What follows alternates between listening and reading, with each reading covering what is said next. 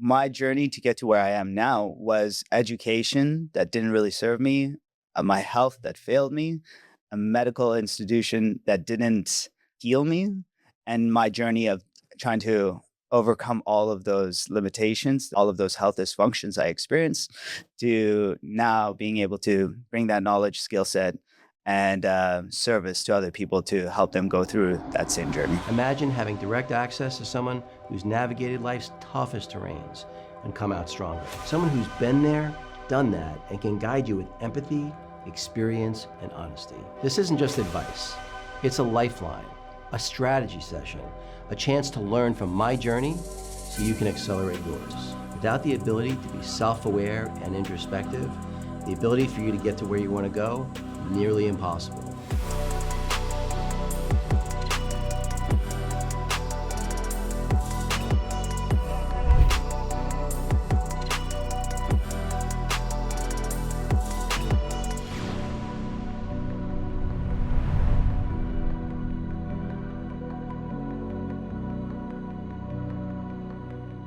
Hey everybody, welcome back to the David Guttman podcast. If you find this content useful, please like, subscribe, and share.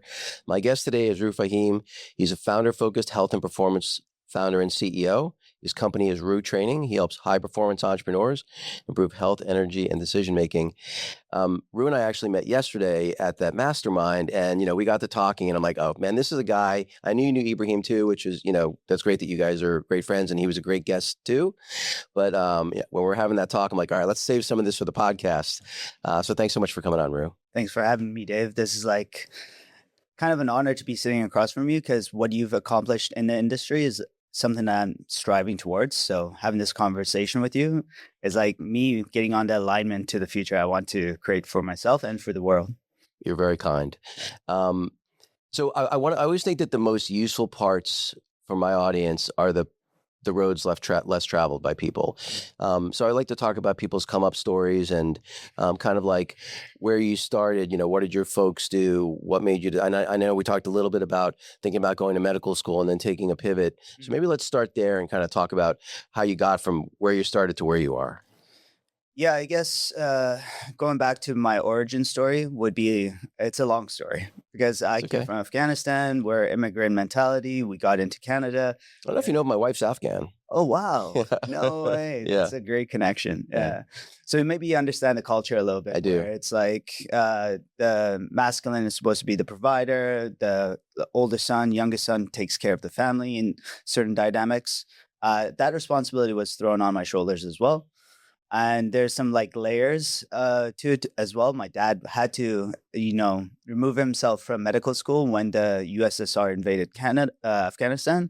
So I think that dream still lived on in him. And it was kind of passed on to the one child that had the opportunity that none of his other children did. So from a very young age, I was intelligent, but that intelligence also came with expectations. And when I got to university, ironically, I always had like a software and engineering mind, and that's what my scholarship was about. But my dad, subtly influenced me to switch into biomedical physiology. So my background is in understanding health, like to a very deep level, like, physiology, biochemistry. I took all those courses, but I was never... Again, I'm very transparent. I'm not like the best studious individual, because another thing about Afghani people, we're a little bit rebellious and stubborn. And going through school was a difficult experience for me, because I never felt that connection to the purpose I wanted to serve. And my purpose is just to, in essence, bring peace into people's lives. But long story short, when I finished my degree in biomedical physiology, I was kind of in this phase where I didn't know what the next step for me would be: pharmacy, physiotherapy, med school. I applied for all of them. Eventually got into I got into a proxy school that would have actually put me in University of Chicago eventually. But it would have been like a two-step mechanism to get there. But at that point, I also made the decision, do I want this as a career for myself? And at that point, I had the worst health of my life. I had lower back pain to the point I couldn't get off the ground. I had gut issues where, my toilet experiences were long-winded. Right. And then I also had brain fog to the point where I couldn't communicate with other people, whether it was my best friend, let alone like sitting in front of a podcast situation. It's just, I couldn't have a stream of consciousness finished. So my journey to get to where I am now was education that didn't really serve me, my health that failed me, a medical institution that didn't heal me, and my journey of trying to overcome all of those limitations that all of those health dysfunctions I experienced to now being able to bring that knowledge, skill set, and service to other people to help them go through that same journey. What were was there a root cause to your health issues, or your back pain? Was that caused by some kind of accident or injury or something, or? It goes back to the point of how we build our system, which is like the physical, physiological, and psychological. Now, I think all three are very important because I faced all three. Now, physiological, I remember that one day our toilet in the middle floor, and I was living in the basement, some pipe burst, right? And you could see that all of the ceiling in my basement room was flooded. It got damp. In Vancouver, mold is very dominant. And I'm pretty sure that I was living in a mold exposed basement room for the majority of my like university career, my also young adulthood. And anytime I went back and forth, it was still there. So I was exposed to that. My dad just painted it over the ceiling. Yeah. Like all the dampness, all the blue spots, all the black spots, white paint just covered it up and we fixed the problem. A mold exposure happened in Nicaragua when I was backpacking. I caught a gut issue, like some bacterial infection or parasite I was definitely exposed to it. Even though when I came back to Canada and tested for it, nothing showed up. It was only when I tested the deeper GI maps, which I'm sure you're familiar with, where there were like very strong signals of gut dysbiosis occurring. So the medical practice missed it, which I don't have anything against medicine. I just think it needs to be used a little bit more. See, I actually have a lot against medicine, but that's a different story. Well, you saw my TED Talk, right? It's like every time I've touched the medical system, it has not worked out well. Yeah. No, I understand that, and like that's probably what got us to this like journey. Because I listened to your TED Talk too, and what they did to you, and I'm sure like your audience knows it as well. It's like that changes people's lives, That's well, it ended up being a blessing in disguise. But the part people are like, "Oh, how could 3 doctors get it wrong?" Like, I think it's the third leading cause of death in America is medical mistakes. Yeah. People they amputate the wrong leg, they take out the wrong eye. Like that thing happens more often than you might think. It's crazy. You're like, "Oh, you couldn't possibly amputate the right." I mean, if you've ever seen that, I mean, it's really morbid. But when they're going to amputate someone's leg, they literally put an X on the limb because they have screwed it up before. People really, and we talked about it when we were at the event yesterday. Doctors are very unhealthy. They're often have drug and alcohol issues. They're overworked. They get way too little sleep. Of course, they're going to make a lot of mistakes. And the whole system is, unfortunately, not geared towards what it's supposed to be, which is making people healthy. But unfortunately, that's not the goal. Yeah. It's maybe keep them from dying, hopefully. Yeah. It's preventing death. Yeah. Yeah. And that's usually what happened to me as well. It's like you go to the doctor and you're like, I have all these symptoms. My energy is not where it needs to be. I feel like lethargic, brain fog. That's all the symptoms I had. And all of a sudden the doctor's like, well, your blood panels show that you're fairly clear, even though they test for 15, 20 markers. You don't look like you're dying. There's no like strong bacterial infection. You don't have a fever. You're going to be fine. Let's just move on. I need to go save somebody's life. Right. That was the message. The other message was like, you need surgery. When I went to like the doctors, physiotherapists, chiropractors, everyone to get my lower back healed, most of them either put me on woo-woo, like little pistol massage therapies, which made me have a distrust for chiropractors, which I told you. I think there's good and bad practitioners everywhere, so I don't judge. I judge in the sense that in a meritocracy, not so much like specificity. Yeah. So my physical pain, to like kind of connect everything, my physical pain was causing inflammation, and there was obviously biomechanical dysfunction that was occurring at the same time, which was also probably reinforcing the stress I was feeling. And the stress was complicated even further because I had like what would most people consider a traumatic upbringing. There was a lot of like incidences, which we don't need to get into, that happened in my childhood that would have created a self-limiting mindset, but also a lot of, let's say, unresolved emotional issues. So you bring a physiological burden, a physical burden, and a psychological burden together. All of these create a stress profile. Stress adaptation in your body over chronic exposure is actually maladaptive. So biological function decreases because your body is either preparing for its worst or not able to express its best. And both of them like are going to be, when I say not express its best, well, you're not going to be like enhancing your testosterone production when you're, let's say, in a fight or flight survival nervous system.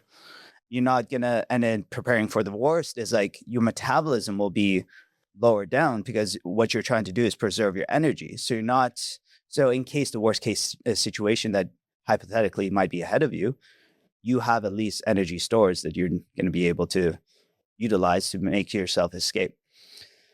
So yeah, those three things all came together to make me feel like my health was the worst it's ever been.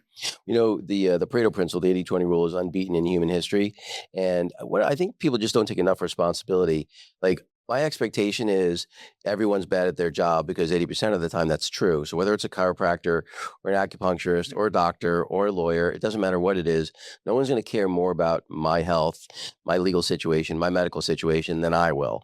And so it's my responsibility. I have agency. It's my responsibility to take ownership of that, because like I've had actually, you're same as you, plenty of very bad chiropractic experiences. I also had an amazing chiropractic experience where I had a chiropractor when I was 15 literally cure my asthma, and I went from having like massive asthma attacks on a fairly regular basis, getting asthma and even pneumonia once or twice a year, to like I never had pneumonia since I was 15. I used to get it almost once every year, and I used to get bronchitis 5 times a year. Now I get it maybe once every 2 or 3 years.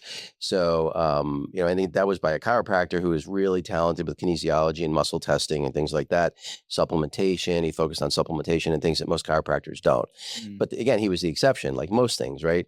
Most people are unfortunately not that great. Let me ask you this. I had, maybe not to the same degree as you, but, I have just one older brother. And, my dad lived a little bit vicariously through me. The two things he wished he had done is he hadn't gone to an Ivy League school and wanted to. And he quit the wrestling team. He wrestled briefly in college and then quit. And so the two things he wanted me to do was go to an Ivy League school and wrestle. Right. And so I remember, and I did both of those things. And I remember I had really bad shoulder injuries, dislocated and separated both shoulders a bunch of times, to the point where I had to wear a shoulder brace to wrestle, or my arm would just pop out of the socket every time I wrestled.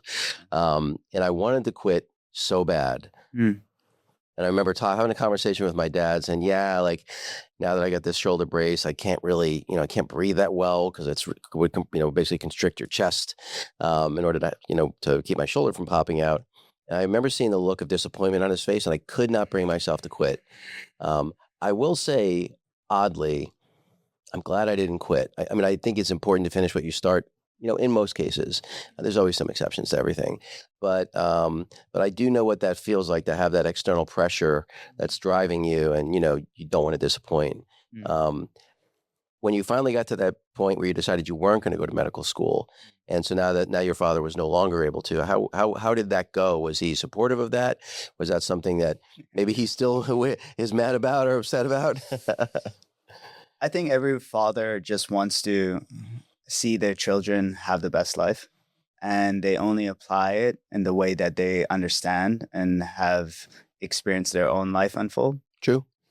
And like, there's not a moment in my mind that I doubt what my dad's intentions were for me as being positive and, in his own mind, the best possible outcome and pathway for me. But that when you don't live up to somebody's expectations, naturally they'll feel disappointed. And he did communicate that with me. He's like, we put so much emphasis and opportunity on giving you a life to have this potential, and you're throwing away the potential. I think what I've learned from the experience is my role as a father in the future is not to be creating my children's potential, but allowing them to step into their own. And I think in my life, the life I live now, being a doctor would have not served as many people as I have intentions to serve. I think it would have limited my scope. We have doctors on our team, but a doctor and a specialist is very, very valuable in what they can bring to the world, but maybe that's not the value I can bring into the world. Yeah. And I think recently when he's seen, here's the other thing I failed to do on my end, is I never communicated with him well, because I always felt that my reality wouldn't be understood by his expectations. My intentions wouldn't be received in a way that made him understand me. So it's like my fault as well. Even now I'm realizing that, is that when I don't communicate my success, why would he wonder? He's going to be prone to be, let's say, wondering what the state of his son is, what the state of his son's future is going to be like. Long story short, I showed him how much money we made in the last few months. Right. And now he's like, oh, okay. It's funny. I think people, and we talked about this a little bit yesterday, I think at the event, I think people assign too high of a value. And I get it. I get why. It's societal and cultural programming. We assign too high a value to our familial relationships, our relationships with our parents in particular. And at the end of the day, these are the only people we don't pick. We don't select these people. This is just, you don't pick your siblings. You don't pick your parents. I guess you do make the choice to have children, but you don't choose the children you're going to get per se. And yet, so when you really think about it, those are the people that should be scrutinized more and thought about more in terms of what those relationships are, and whether you're going to have those relationships be more compartmentalized or not, as opposed to a friendship or a business partnership or a romantic relationship where it's a pure selection process on your part. You can have whatever your criteria is, whatever your core values are as a human being, and you can apply those to that selection process. You can't apply that selection process to the family. And yet I think we have it flipped. It makes sense. In fact, I remember I wrote a letter to my daughter once. I was getting emotional when I talk about my daughter. I feel like I picked her because I don't want her thought process that the dedication I have to her as a person is chosen by me, because I think she deserves it. Because I think she's exceptional. But anyway, sorry for that little tirade, but it's hard. I'm curious, as you think about becoming a father yourself someday, how do you balance that, giving someone guidance and direction from projecting your own desires onto them? Have you thought about that much? I'm happy to think about it right now. Yeah. Because it really is a tough balance. Like I feel like, I think if I had a son, I think it would have been harder. I think I would have, as much as I might have tried to rein myself in, I think I might have, done some of the same things my father did with the absolute best of intentions. With a daughter, it's a little bit easier. I don't actually care what she does. Like if she, if I had a son, he would wrestle, period, end of sentence. So you wouldn't have a choice. In the same way, my father didn't give me a choice. With a daughter, I just want her to be happy. She plays whatever sport she wants to play. She doesn't want to play a sport, she doesn't play a sport. So I do think it's a little bit easier when it's the opposite gender. When it's the same gender, I think it's harder. And I think when you have a daughter, it's harder on the mother. Yeah, I can see it, because the masculine follows the masculine, follows the feminine. Here's something I realized. Maybe it shed some light on this situation as well, with how I will raise my children. I've been doing a lot of healing with my father, with my mother. I realized everything I thought about my father wasn't necessarily what he was. If I thought my father was a strong man, he was also at other times a weak man. And if he was high integrity in certain situations, in other situations, he showed low integrity. If I wanted to understand business from him, I learned from him both what to do and what not to do.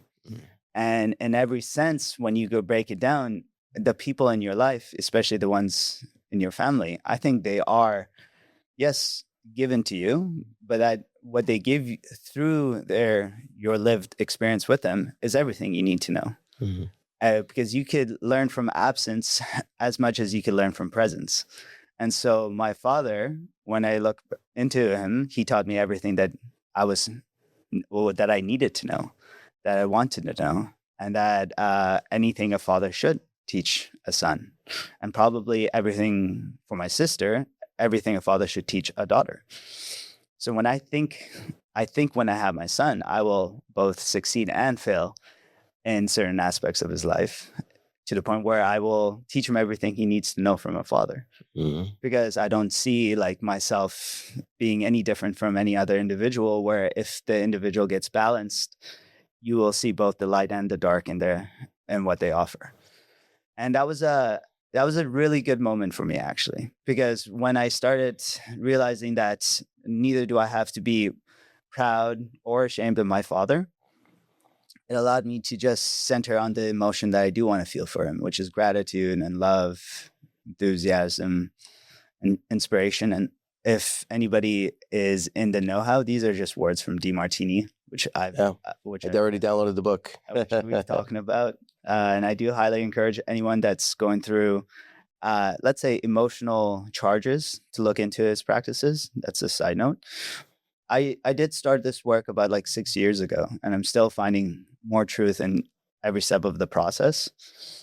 But if I had to say one more thing, it's like my core wound was that I wasn't fully accepted in my environment. I went to a very racist school. Right. We were like poor in a really racist community. We weren't accepted in the country I was born in, and we had to escape that as well. Because I was born in Iran. Because we escaped Afghanistan to Iran first, and Iranians really hated the Afghan immigration surge that happened during the war. So then we escaped from that country. I consider myself a global citizen sometimes, because I'm like, that wound was judgment always. So with my son and daughter, what I would wish to do, my success in my mind is being a good role model for them, and just accepting them for who they are and what they want to be. Because in 5 years, when I do have my family and they're growing up, it's going to be a different world. So if I cannot apply my own principles into their life. Yeah, it's I think they say that, first we idolize our parents, then we demonize them, then eventually we humanize them. Yes. And I know with my daughter, I think I'm just leaving the demonize and I'm into the humanize, which is good, because the demonizing part wasn't so much fun. And idolizing part isn't great either in some strange ways. One of the things I remember, I read this, I said this on a podcast or two, but I read this book 25 years ago. I'm rereading it now, called Conversations with God. It's an amazing book. Anyway, there's this one part of it that I still remember. It's that one of the saddest things about human existence is that instead of accepting people for what they give us, we make them wrong for what they don't give us. I think that's especially true with parents. I think if you can just do that, and I know that I've done that with my relationship with my dad. My dad's a great guy. He's been a wonderful father in most ways. But if the expectation of anybody is perfection, everybody will fall short, and be found wanting. And that's a dangerous place to be, and it's unfair. It's I think that I know that I did that with my dad, and so yes, of course he fell short of my expectations, because my expectations were unreasonable. But even if my expectations were reasonable, I have I have an older brother, as I mentioned to you. He's got health issues, and that's why I went out to Arizona. At the end of the day, my main role is to try to do the best I can, to love him, to be there for him as best I can. At the end of the day, the only one who controls his destiny is him. And for me, I'm just trying to play whatever small part I can, and I try to do the same in anyone's life who I'm in. Well, so tell me a little bit about, because it sounds like, I'm curious, it does seem like you had real challenges, both physically, your physical health and your emotional health. Just looking at you, it looks like you solved the physical health part maybe before you fully solved the emotional part. Maybe I don't have that right. So I'm just curious, kind of what really got you on the right path, from a from a health and wellness standpoint. And I know that's what you're doing professionally now. Mhm. So maybe talk a little bit about that part of the journey where when you got yourself really fit, and then decided, hey, this is something I'm going to do. That's like what I'm going to do professionally. Mm. It was a series of explorations. Honestly, desperations that got me to the place I am today, because I tried everything. I tried carnivore, ketosis, veganism, nutritionally. I went through like the whole profile just to understand what's going to actually break this, let's say, this like dysfunctional momentum that I was carrying forward.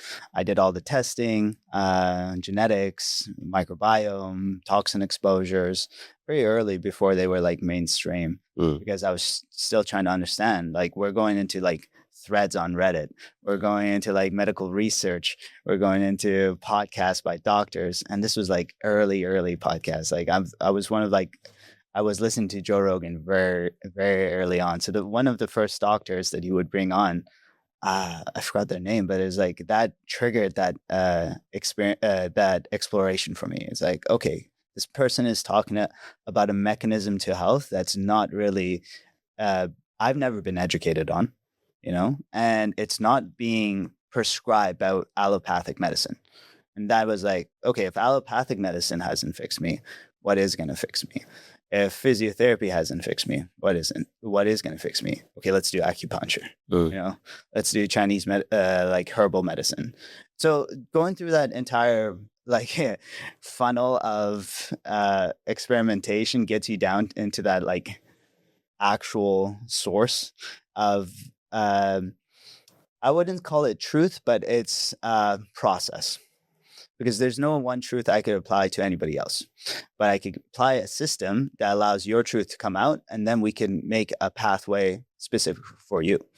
So that's what I built, because when I tried to apply my principles onto somebody else, I failed, because their biology doesn't react. Everybody's biology is unique. If I'm going through a mold detox, which I had to go through, I actually had like ochratoxin like levels that were very high, and still high after, even when I wasn't in a mold exposed building, which gives you some insight that dysfunction carries with you. Mold inhabits you. These other toxins or other influences, whether it's a biological parasite or a psychological parasite, they live in you until you give them a reason to leave, until you influence them. But what lives with me and lives with you and lives with anybody else needs to have some data to objectively create a process that will create the outcome they want, right? So more and more I use data to solve that. I used exploration into their psychology, into like what they've tried to do, what their life experience was like. And yes, true, like the physical part was the first momentum we started creating, but after that I realized how much importance every other aspect had into it. The first time I did a session with a client about his psychological state, which showed me that he had carried a lot of guilt from his past. And we realized that his ulcerative colitis also seemed to be connected with the storage of how guilt was felt, meaning that when he felt guilty, he felt pain in his stomach. And then all of a sudden, you make that weird not causal, but correlative connection. And then I started thinking, what if we're missing a piece of the puzzle? Right. And so we brought psychotherapy into it. And that's the same reason why we brought every other test, which we do a similar model, right? Every other test is, what if we're missing a piece of it? And we can't understand the full state of the lived biology of the individual unless we have all the pieces together. I don't believe that any one lens is going to give you the truth, but if you put enough lenses stacked on top of each other, you're going to get a unified theory of the living state, which will give you the highest likelihood that you'll understand how to make them navigate through this world. And that's why you can't just have like, fragmented care. I think you do this very well as well. So respect, like we came into the same realization. Mine through lived experience, I 100% say the same for you. It's lived experience, but fragmented care will make it so that you're running on multiple different opinions rather than one objective truth. Yeah. I think I'm curious your opinion about this, and I do have an opinion here, um, which is what percentage of the population, from your lived experience, do you think is genuinely mentally healthy? And I get that's somewhat subjective, right? Like, what's mentally healthy mean? Um, but I think we can come to some reasonable mutual understanding of what that might mean. And I forget the statistic here in the U.S., but I think it's something like 30% of people between like 15 and 35 are on some kind of, psychoactive drug, SSRIs, or, benzodiazepines or something like that. It's an, ADHD medication, something. What do you think that percentage is? Because I think that's part of where the problems lie, is we don't have a very mentally healthy society. No. And then social media is not helping. No, definitely not. I mean, I care a lot about it, to be honest, because I was one person that like suffered the most from it. Yeah. When I was 27 and had the worst health problems in my life, I also had the worst depression in my life, right? I didn't get on any medications. I will absolutely say that I'm not depressed anymore either. Mm. But I do see the traits that other people hold that I want to I want to heal it because I see where it's coming from. I don't think it's like the truth of what their soul wants to express is. It's the limited it's the societal pressures, it's the lived experience of belief systems that get integrated. For example, you go into a place, you're not accepted, you build a lower self-worth. That self-worth expresses itself through depression because you feel that other people are better than you feel less of yourself. All of this gets connected. If I had to quantify that, I don't have any objective data to do it, but I would also say that every single person has mental work to do. I have mental work to do, right? Right. I could be more grateful. I could be more inspired. I could be less judgmental. And I catch myself constantly doing it. I refuse to do it because not only every time do I create judgment, do I bring the other person down, but I will inevitably bring myself down as well. Whether I judge that person as less or more than me, there's the opposite of that truth that also gets that should be brought to light. Well, it's interesting that I think the words, we talked about this a little the other day too, which is how we speak to ourselves and how important that is, and the words we use. Like for me, like I don't consider myself lucky. I consider myself fortunate. I don't consider myself special. I consider myself fortunate. That's a very different thing. People could look at my life and the path I've followed. I'm like, anyone who has had the same DNA and the same circumstances as me would be me, and they'd have accomplished exactly the same things I did. So don't pat yourself on the back. Understand that you were really fortunate. Right? Not special or better than anybody else, just fortunate. And then to me, I think the word judgment is a dangerous one. I agree with you. To me, I use the word evaluate. So I don't judge people, but I do evaluate them. Right? So is this, and we talked about good and evil. I don't believe in evil. I believe in good and bad. To me, the definition is anything that supports human flourishing is good. Anything that harms human flourishing is bad. And so I want to distance myself from anything that harms human flourishing. I don't consider it evil because I would be, again, if I were born to the DNA and circumstances of that bad person, I'd do exactly what they're doing. And how fortunate for me that I'm not doing those things, So people that lie, cheat, and steal, I would argue, people always talk about, is there karma or whatever that might be? I think that is the karma. Right? The karma is your journey through life is as someone who lies, cheats, and steals. And I had a mentor who sadly passed away about 20 years ago. And, she said the truth is always known at some level. So someone who is a dishonest person, no matter how they behave or what they say, at some level, they know that. And no one feels good about being that person. That's the karma to me. That's very interesting. I think on that, like to piggyback that could just be their identity, right? Maybe their identity is to be dishonest, but that dishonesty actually can create what they're trying to create within themselves. Like if you're bad to somebody else, you're probably just as bad to yourself, but just hidden. I think that's true. And it goes back to like, okay, I grew up in a very racist community. One of the things I had to realize is that, and you know what happened actually? This is a very, very impactful moment in my life. One of the kids that was the most racist to me ever. We almost got into fights. It was a difficult experience being around him.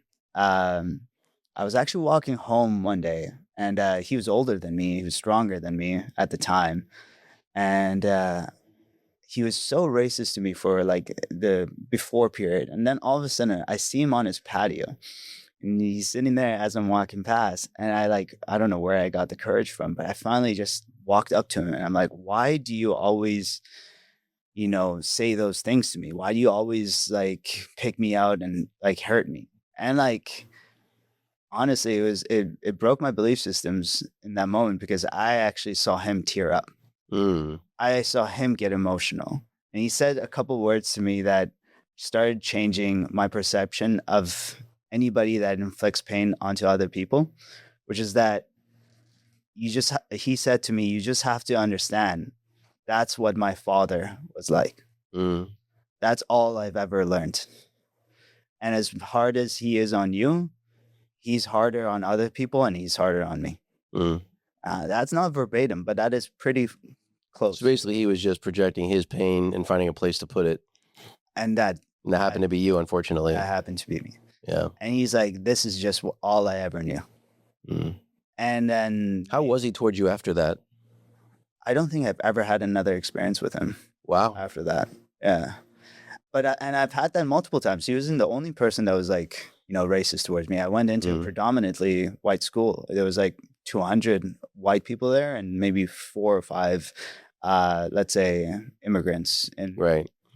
We're all immigrants in Canada, to be fair. But like, that's what the perception was. And like multiple people, when they get older, that's when they reached out and that's when they apologized and that's when they reconnect, because everyone at the age of 14 to 16 to 18, I faced a lot of it. Right. And even earlier, but it wasn't so like, let's say upfront, Yeah.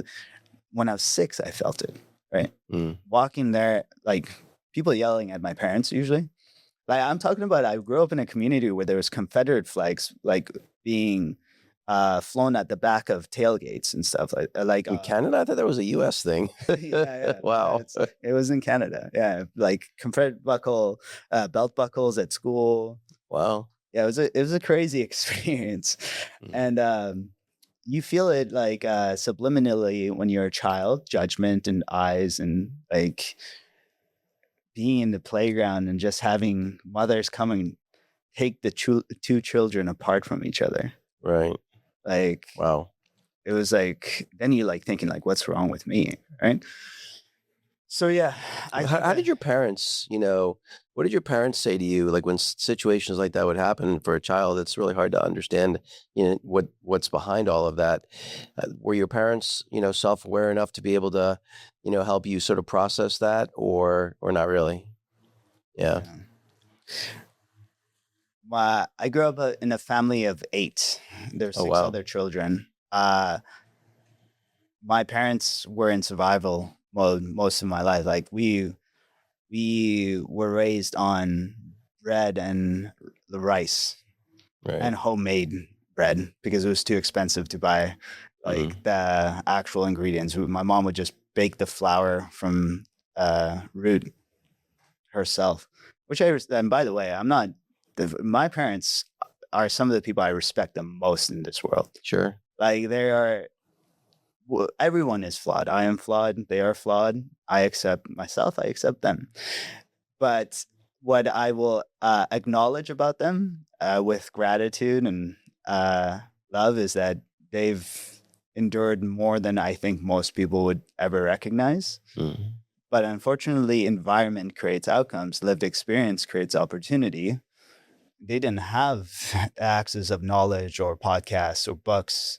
My mother wasn't educated, right? She was pulled out of elementary school, let alone university, right? That was the culture back then in Afghanistan. So it's like, how is she going to help me navigate my psychology when she didn't fully develop psychological awareness herself? And they were busy.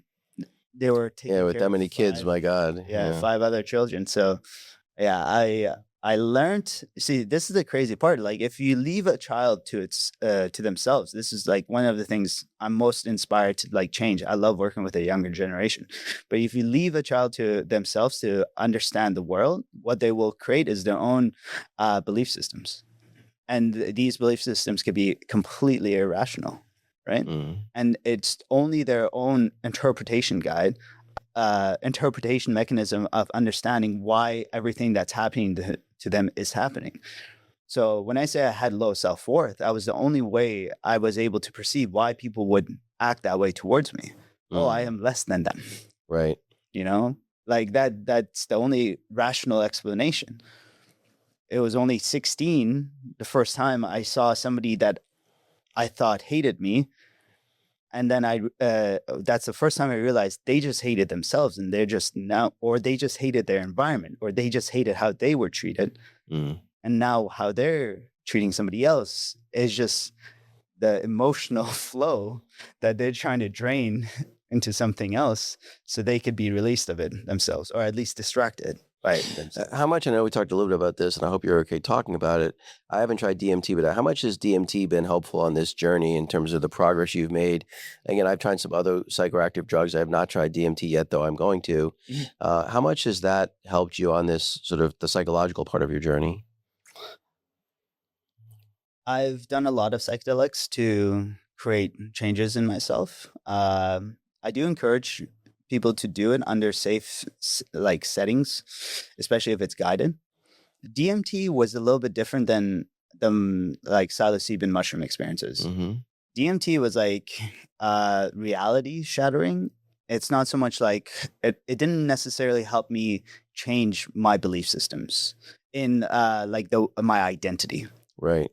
DMT helped me realize that this life is finite, and that I have been given opportunity, and that I should work on I should work towards self-actualization, because that was my purpose in this life, right? It made me come to terms with my own death. I accepted my own death, which is it's an amazing power to have, and it's a very difficult process to go through, to be able to fully surrender all of your ego to this current world. And in my mind, in my consciousness, I did see myself fully surrender to the experience of death and let go like every attachment. And then when you come back to this world and reattach, you also understand what those attachments, where they serve you and where they hold you back. So the regrets, I wanted to get rid of them. The love, I wanted to give more of. So it changed my trajectory and my life pathway in that sense. I think psilocybin was a much more like toned down, let's say, spiritual psychedelic journey, but it helps you understand emotions and identity, and also be able to fine tune your own self image to the direction you want. I use that for that. Yeah, I had the same experience with psilocybin, where it was a great self-reflection tool. It allowed me to have, I'm fairly self-reflective in general, but on psilocybin, significantly more so. I'm able to gain insights about myself that either would have taken me much longer to get to, or maybe I would have never gotten to them. That was my experience anyway. You know, it's cool. Like, I've been looking a lot about like the mechanism of how it works, and how it changes how serotonin is processed in your neurochemistry, and serotonin is your prediction mechanism engine, right? So identity is just your predictive engine. And when you cut the normal pathway of prediction, you also create an alternate reality. Okay.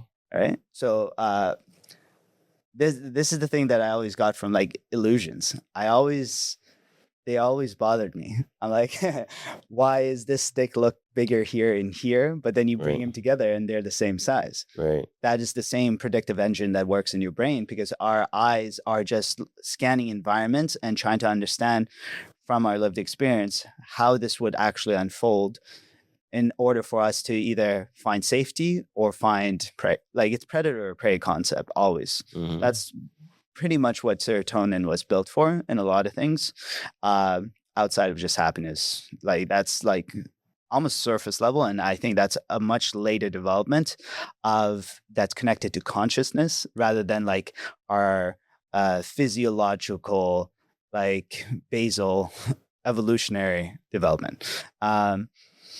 So yeah, the predictive capacity of who we are gets that identity, psilocybin now, let's just stick to that, that helps rewire that. And not only does it influence the serotonin pathway to be bifurcated, Bifurcated, yeah. it also releases BDNF, which allows, like, it's like fertilizer for our brain. So it allows this I'm sorry, what's BDNF? I don't know what that is. brain-derived neurotropic factor. Oh, okay, yeah. It's been a while since I've had science classes. Sorry, I like. No, you're good. This is like I had such a revolutionary change on this, which I don't think you need psilocybin to do this. You could actually use like peptides or even herbal supplements. I think a lot of really good psychotherapy could also put you in like this theta consciousness state where you could rewire this and have these endogenous releases and let's say these neural connections rewired. I think there's a lot of ways to skin the cat per se, but I do know that the influence of psilocybin might be let's say not a shortcut, but like a highway route to an outcome, Right. because of the neurochemical responses that it could really quickly bring into you. And yeah, like it's cool. Like this is the kind of nerdiness I like to get in myself wrapped up in. Let's talk about identity for a second. We were talking a little bit about this the other day, because I mostly see, I talked about the difference between skin and clothing. The skin are those things, the attributes I want to have, always. I don't want to ever be able to take them off. And then clothes are kind of everything else. Those are the aspects of my identity that, again, if I have too much attachment to a part of an identity, say as an athlete is a good example, and then I have an injury and I can no longer be an athlete. Now I suffer this ego death because my identity was attached to that. I think that people are understandably not very thoughtful about the identity that they choose, and I don't think they even realize they're choosing it. What are your thoughts about that? Oh man, I don't want to always go back to this, but the first time I did a mushroom experience, it showed me who I truly was. Okay. So I was a person that was always influenced. My identity was influenced by my environment. Right. Do you think everyone's influenced by their environment? Absolutely. Yeah. I think people should be aware of this, like your upbringing, your environment, your family, your friends, your network, your community, your location, your geography. All of these things are like influence you. I think at some point you could create a strong enough barrier where outside influence is a little bit rejected off you, but it's difficult. Like when I went to Vancouver, I noticed that people don't say hi to me off the streets like I would in like a city in Madrid in Europe. And that influences me because that makes me less likely to put myself in a vulnerable state of being happy and emotionally outgoing to them and then not getting a response, which is actually a punishment. So that is reinforcement behavior. If I go and be happy to somebody else, I get a negative response. I am less likely to present happiness. And the less I present something, the less I identify it as it. Yeah, true. Okay. So this identity where there's that I captured for myself has been programmed by everything that I've been either responded to from my environment. Super simple. Since I've talked about it, the racism brought my self-worth down. And then therefore I am not a good public speaker. I'm not a good businessman. I can't pick up chicks. I don't know where I'm going with my career path. Like all of these influences is like self-worth pulling you away. Right. Self-limiting beliefs, right? Self-limiting beliefs. And then I did mushrooms. And it's like, because part of mushrooms creates that serotonin change in your body where your predictive engines don't create the same outcome or the same belief pathways, all of a sudden I'm like, you feel what's left inside of you. Mm. And I started being charismatic. I started being able to magnetically attract. I started being like able to communicate very intellectually. I was able to, brainstorm incredible business ideas and have a lot of inspiration and enthusiasm for it. And I realized there's a side of me that I have not actually allowed expressed, because all I've left is all I've created as my own identity is everybody else's expectations of me. Right. That's actually also ties into my father. It's like I lived to my father's expectations and I didn't live to my own, or my own standards, I should say. Mm. I don't like expectations. I like standards. I don't know if you've heard this Indian mystic, Sri Ravi Shankar. He's probably spoken to 800 million people over the years. Does this sky breathing technique. And anyway, it's weird. It's gonna sound weird. I was given an audience with him. It's like, you're meeting the Pope practically. Weirdest experience.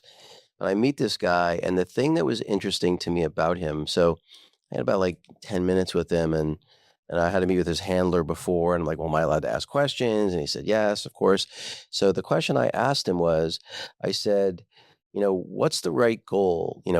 Happiness, satisfaction, or contentment? And he said, well, he's like, of those three, I would argue contentment. He said, but really what you're looking for is, that you're trying to ascend, if you will. And basically what the way he was saying was basically lose your identity. Mm. And that was my sense of this guy was, again, it was weird just being within like 10 feet of the guy. I felt like my heart rate dropped 10 beats a minute. It was a very strange experience. And everything about him was just so calm. And he seemed to be, again, my sense of him and just the way he spoke and the way he was, that he was almost the observer of himself as opposed to the participant of himself, if that makes any sense. And that was sort of, and he made the second question I asked him was about gratitude. I said, well, how do you feel about gratitude as it relates to, whether it's contentment or satisfaction? And he goes, and he didn't say this in a judgmental way. He was being very factual, very matter of fact about it. And I'm paraphrasing, but he said something along the lines of, there's nothing wrong with gratitude. Gratitude's great, if you're on a lower level. He goes, once you're on a higher level, happiness is built in. Mm. He goes, when you really think about it, happiness is a very me-centric thing. Mm. I'm happy for my family, my success, my money, whatever, like, me, right? And I never thought about gratitude as a selfish thing. But when he pointed it out, it kind of was like a bucket of water in my face. I'm like, huh. And again, not that gratitude's bad. I am a very grateful person. I practice gratitude. But it did reframe it a little bit for me that maybe there's a level to try to ascend to that might sort of make that unimportant. Mm. Yeah, like some kind of self-actualization. Basically, it's like once you sort of become fully self-actualized, that I guess that's a better way of saying it. He just struck me as a fully self-actualized person. Mm. And I never encountered someone quite like that before. Mm. And it sort of had me reframe kind of my own journey a little bit. Super curious. Did that inspire you to like achieve his state, or did you also like it?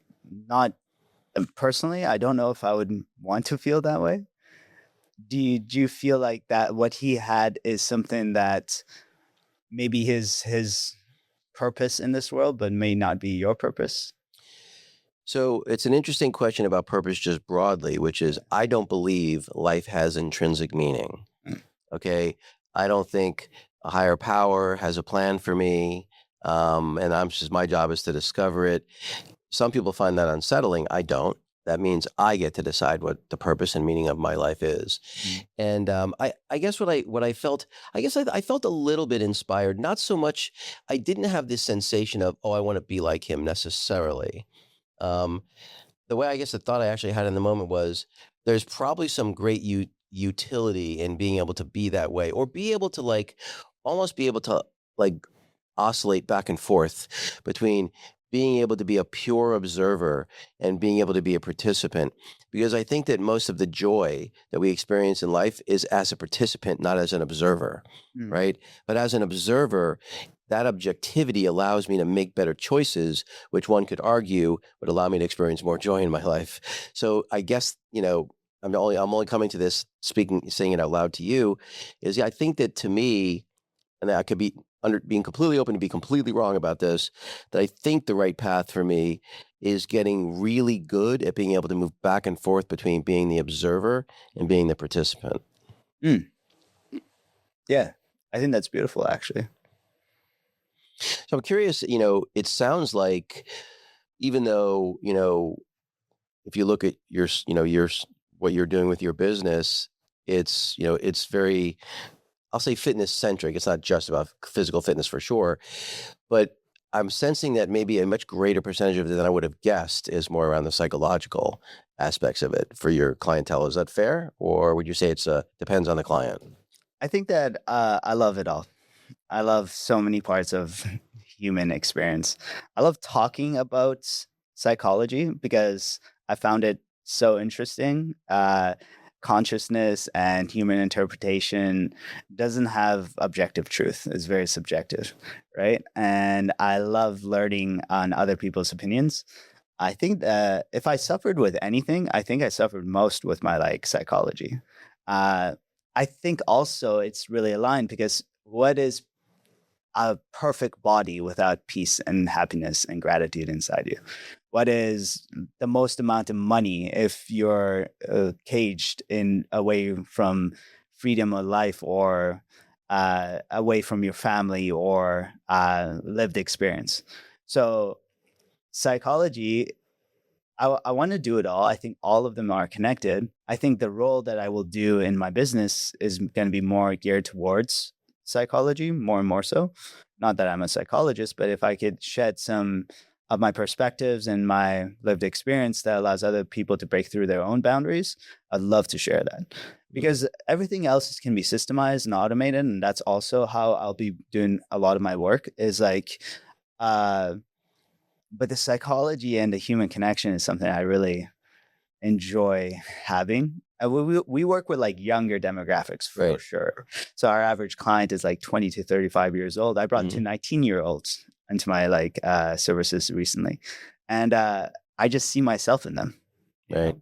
And yes, I want to help them with their gut issues, and I want to help them with their lower back pain, but also I want to help them be the best version of themselves and navigate through life, because I wish I had it's cool, actually. I will say it. I wish I had myself when I was 19. Like this version of myself right now. Yeah. I feel the same way. It's like I would have killed to have this version of me to help mentor me when I was Yeah. a younger version of me. Yeah. I'm curious. One of the things that I find, I tend to distance myself from people that have any form of a victim mentality, Mm. because I find that growth is really difficult. And again, the reason I'm asking this question is I'm considering whether I'm thinking about it the right way. Is I don't even try to deal with someone who has a victim mentality. Maybe that's the wrong way to think about it, because I'm curious.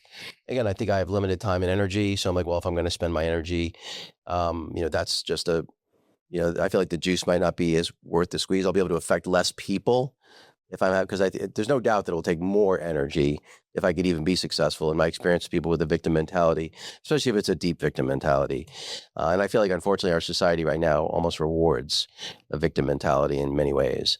How do you believe that someone that comes to you with a victim mentality with a whole host of problems, both physical, psychological, what have you, are you able to help those people? And if so, what is it you do a little differently with someone who has more of a victim mentality? I do think about it similar to you, Yeah. but I will say that, and the way I rationalize it is, I serve the people that I've experienced what they're going through. I was a big victim, right? So maybe that's why I choose to go after the people that have bigger victim mindsets. But I also see the light in them that just is waiting to be, Mm. unfolded, right? And but I won't go after somebody that's drug addicted, Okay. right?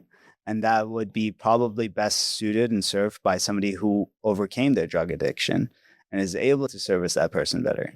And so by releasing it's actually an ego. And like I realized for myself, like you can't save everyone and you shouldn't save everyone because I'm not suited to save everyone. But if I just let the ego go and actually be like, I hope that person is served the way they deserve and should be served, and let me serve the people that I have access to serve the best I can. Mm. I don't believe in saving everyone. I do. Well, I would love to, but like I believe that your from your greatest pains and pleasures comes your greatest purpose. I know where those pains I've gone through come from. I can create that as my purpose. Mm. That's really nice. Well, Ruh, I can't thank you enough for coming on, especially so last minute. I know you're leaving town here shortly. Where can people find you and what you're up to? Yeah, so my brand, my company that we built is called Billion Body. You can find us online at billionbody.com. Outside of that, on Instagram, it's my name, Ruh.Fahim, Ruh.Fahim. And if I could give a quick shout out, I'd be like, well, first of all, Dave, your inspiration. I appreciate you having me on this podcast. And I encourage anyone out there is use health as the vehicle to your success. And the self work that you're putting off is your opportunity to create the most self actualized, happy, grateful state you could become. I speak from experience.